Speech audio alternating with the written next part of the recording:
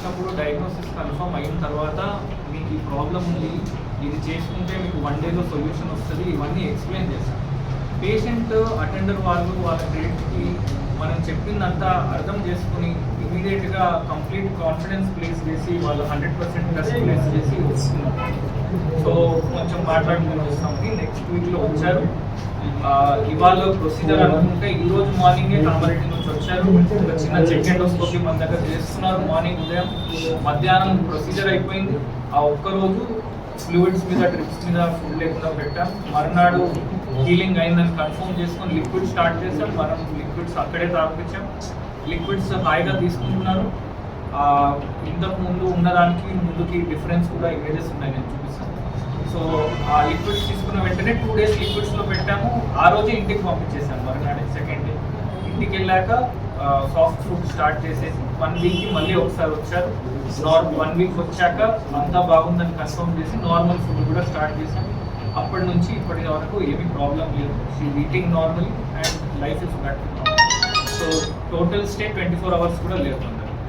So సింపుల్గా complex problem has solved. Mainly దీనికి credit ఏంటంటే అడ్వాన్స్డ్ ఎక్విప్మెంట్. మనకి ఇప్పుడు ఇండియాలో all equipment is available at reasonable price. మనకి ఈజీగా ఇప్పుడు అనుకుంటే ప్రొసీజర్ అనుకునే ఫెసిలిటీ కూడా మన దగ్గరే ఉంది.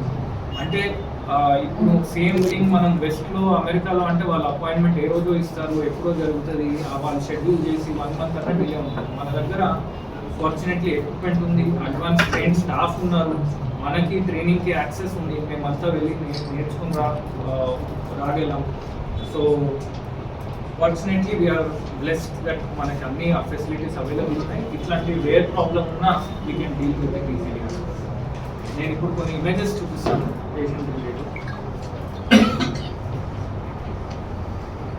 సింపుల్గా ఎక్స్ప్లెయిన్ చేయడానికి ఫస్ట్ ఒక ఎక్సైజ్.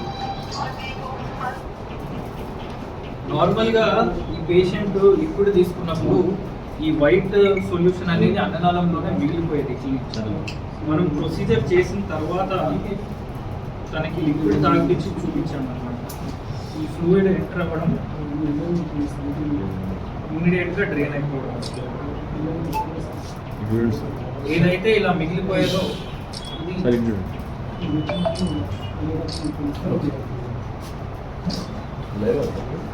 ఇది రికార్డెడ్.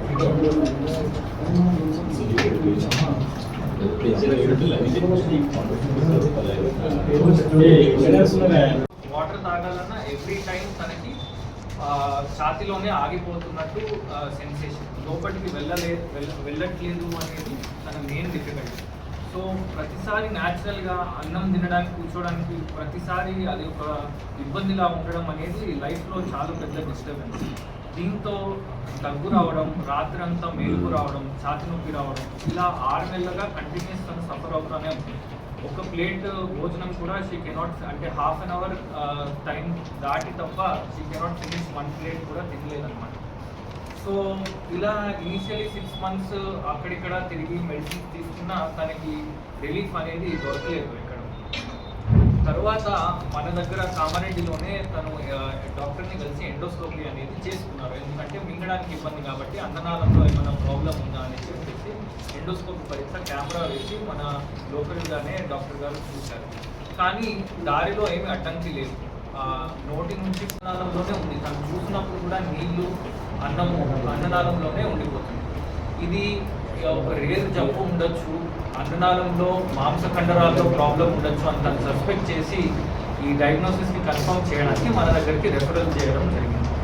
మన దగ్గరికి వచ్చిన తర్వాత ఈ డయాగ్నోసిస్ సస్పెక్ట్ చేసి మనం ఒక మాంసఖండరాల్లో అన్ననాళిక ఏదైతే ఉంటుందో దానికి ఒక ప్రెషర్ టెస్టింగ్ ఉంటుంది.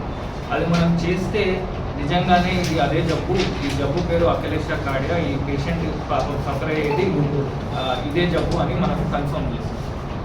అయితే ఈ పేషెంట్కి ఏం జరిగిందో మనం ఏం చేసామో చెప్పే ముందు ఈ జబ్బు గురించి ఒక 5 మినిట్స్లో బ్రీఫ్గా చెప్తాను. అకలేషియా కార్డియా అనేది ఒక చాలా రేర్ డిసీజ్. ఇది అన్ననాళం నుంచి స్టమక్కు వెళ్ళే దారిలో మాంస కండరాల జబ్బు. మామూలుగా ఏంటంటే మనం ఒక ముద్ద నోట్లో పెట్టుకొని మింగితే సీక్వెన్స్గా మన అన్ననాళంలోని కండరాలు పైనుంచి కిందికి దాన్ని పుష్ చేయాలి, అక్కడ నుంచి కడుపుకి చేర్చాలి. అయితే అన్ననాళం నుంచి కడుపుకి వెళ్ళే దారిలో ఒక గేట్ లాగా ఉంటుంది.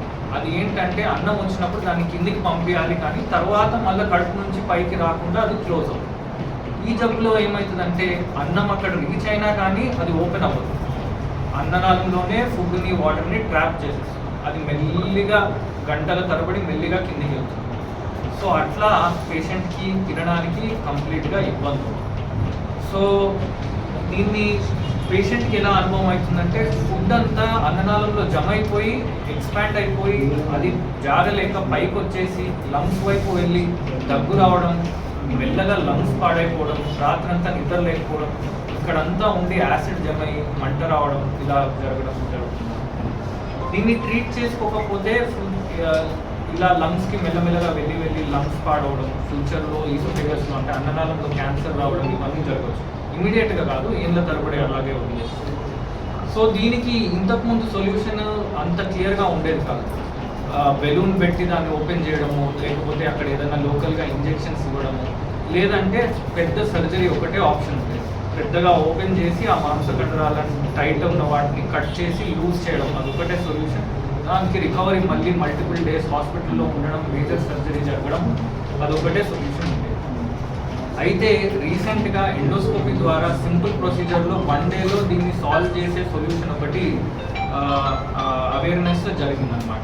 ఇది 2008 నుంచి 2010లోనే ఫస్ట్ టైం డిజైన్ చేశారు జపాన్లో. దీన్ని పరోరల్ ఎండోస్కోపిక్ మయోటమీ అంటాం. దీంట్లో మనం ఏం చేస్తామంటే ఎండోస్కోపీ ద్వారా నోట్లోంచి వెళ్ళి లోపల నుంచి అన్ననాళంలో చిన్న కట్ చేసుకొని ఆ మాంసఖండాల లోతుకి వెళ్ళి దాన్ని లూజ్ చేసి అక్కడదక్కడ క్లోజ్ చేసి వచ్చేస్తాం. దీని ద్వారా అడ్వాంటేజ్ ఏంటంటే పేషెంట్కి బయట ఎక్కడ కట్ ఉండదు, హాస్పిటల్లో ఉండాల్సిన అవసరం ఒకటే రోజు, మర్నాడు నుంచే. లైక్ చేయండి, షేర్ చేయండి, సబ్స్క్రైబ్ చేయండి. మరిన్ని వీడియోల కోసం బెల్ సింబల్ పై క్లిక్ చేయండి.